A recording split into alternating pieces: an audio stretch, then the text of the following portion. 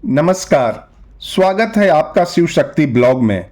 आज हम पितृपक्ष की उस दिव्य कथा को सुनेंगे जिसे सुनने मात्र से सारे पितृदोष समाप्त हो जाते हैं, सभी पाप धुल जाते हैं, कष्ट मिट जाते हैं, सुख समृद्धि आती है, धन की वर्षा होती है और संतान सुख मिलता है।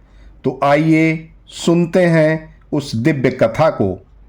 एक समय की बात है, गंगा के तट पर एक ब्राह्मण परिवार रहता था। उस ब्राह्मण के माता पिता का देहांत हो चुका था।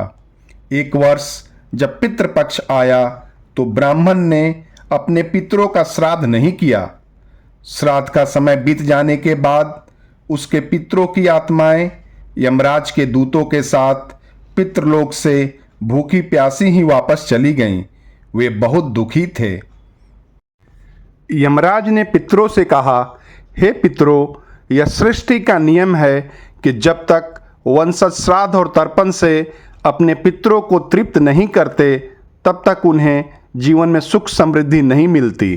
फिर ब्राह्मण को सपने में उसके पितरों ने दर्शन देकर कहा, बेटा, जब तक तुम पितृपक्ष में विधि पूर्वक श्राद्ध और तर्पण नहीं करोगे तब तक तुम्हारे घर में शांति और सुख नहीं आएगा।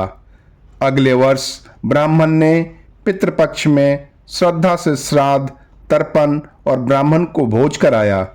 तब उसके पितर तृप्त होकर उसे आशीर्वाद देने लगे और उसके घर में सुख समृद्धि लौट आई।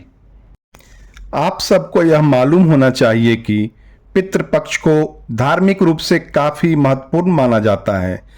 हिंदू धर्म में पितरों को देवताओं से भी उच्च स्थान दिया गया है। ऐसा माना जाता है कि जब तक मनुष्य अपने पितरों का श्राद्ध, तर्पण और पिंडदान नहीं करता तब तक देवता भी उसकी पूजा स्वीकार नहीं करते। महाभारत में भगवान श्री कृष्ण ने स्वयं कहा है कि पितृ तर्पण और श्राद्ध करने वाला व्यक्ति पूर्वजों के साथ साथ देवताओं को भी प्रसन्न करता है।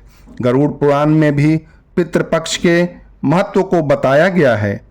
पितृपक्ष केवल कर्म कांड नहीं बल्कि अपने पूर्वजों के प्रति कृतज्ञता प्रकट करने और उनसे आशीर्वाद प्राप्त करने का श्रेष्ठ अवसर है। इसलिए हमें पितृपक्ष में श्राद्ध और तर्पण अवश्य करना चाहिए एवं पितृपक्ष कथा को जरूर सुनना चाहिए।